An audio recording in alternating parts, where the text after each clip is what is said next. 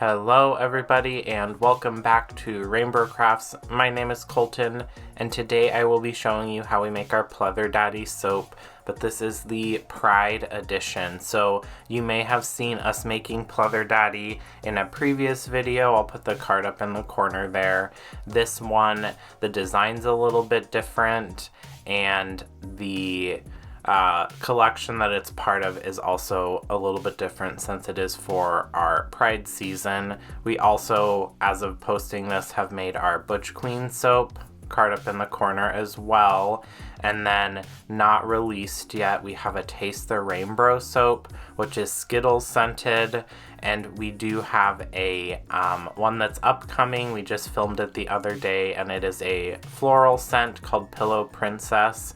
And then our always kind of most of the year soap, but brought back for Pride specifically, is Morning Wood. So for this soap, we've blended all of the oils and lye water together. Now we will add in our fragrance oil, which is Backwood Hike from Brambleberry, along with some crushed up walnut shells to give it that nice scrubby texture. And then I've just added in here some activated charcoal along with some pewter mica, so a dark silvery mica, to give it a little shimmer and to kind of deepen the activated charcoal a little bit more. When you use a lot of activated charcoal, especially for the whole soap batter, because we're not splitting this off like we do most times, sometimes it can cause the soap to be a little bit gritty and not in a way that you necessarily would want. So that's why we kind of offset it just a tad with the pewter mica here. Now, we do use, for some of our soap, like our RainBro Fresh soap, we only use activated charcoal for that dark black drop swirl, and that's fine. It's not very gritty in that, but it is a small amount compared to the total soap base, so it's not quite as noticeable. Here it would have been potentially a little noticeable and a little bit unpleasant. So we'll blend that to a light trace. We are doing a 3-layer design, so we do want to keep that in mind and blend this up obviously till it is completely incorporated, but we got to find that balance in terms of the trace of the soap batter, so how much it's already set up, the thickness.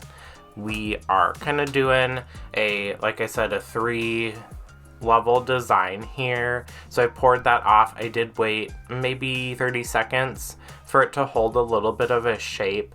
I did not want a solid, like, flat line. We're gonna do copper mica lines in here, but I wanted to have them be very like jagged, kind of looking like marble, those like pretty like marble-y veins.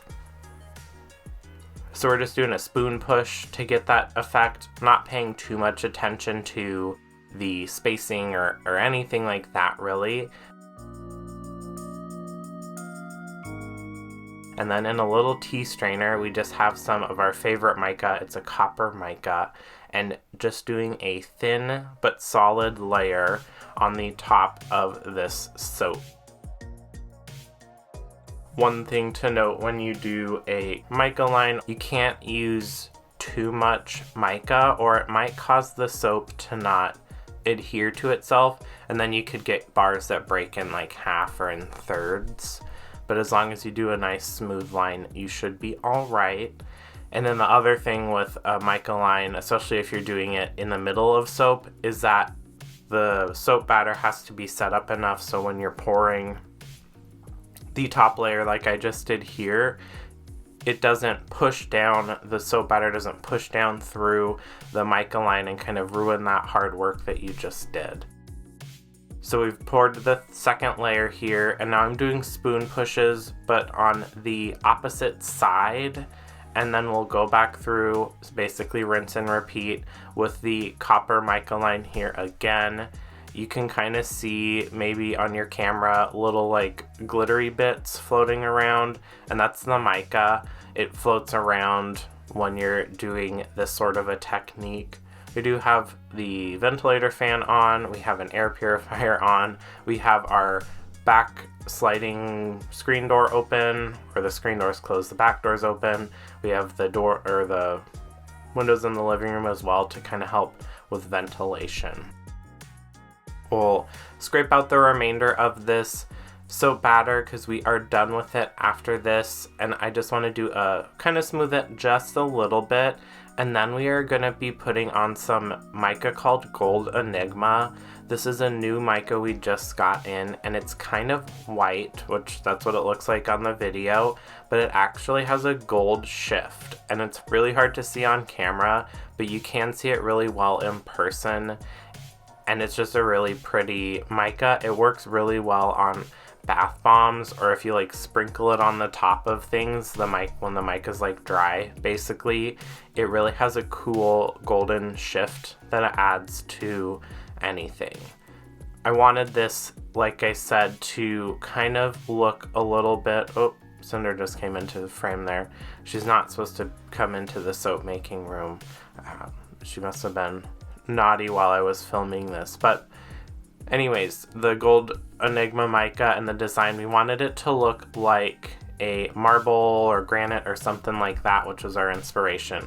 Now, I do apologize for the framing of the soap slicing and unmolding here. Our tripod, the thing that holds the camera on, just popped right off, and I'm using our like Gorilla Grip or whatever it's called, and it's on a lamp pole, and clearly I didn't make sure it was that well in frame. So you're missing kind of the top half of what's going on, but if you've seen our videos before, you know the drill. So we're gonna break this slab down into 3 loaves of soap here, and it's really a satisfying effect. We do need to clean our soap maker with doing this dark of a color, and then in the next video we're gonna release for soap making anyways, we're doing a white bar with a rainbow mica line, and that one was making a big mess as well. So it's kind of looking a little messy, but we'll get that all cleaned up.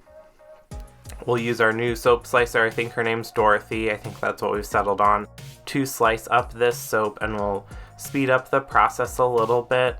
Usually the middle section has the most striking mica lines here, and I'll show the camera in a second.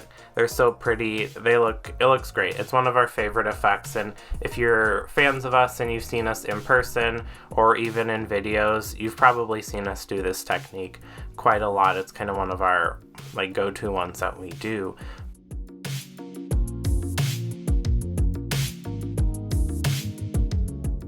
But that is it. That is how we make our Pleather Daddy Soap, which will be for sale starting June 1st in person and also on our website, rainbrocrafts.com.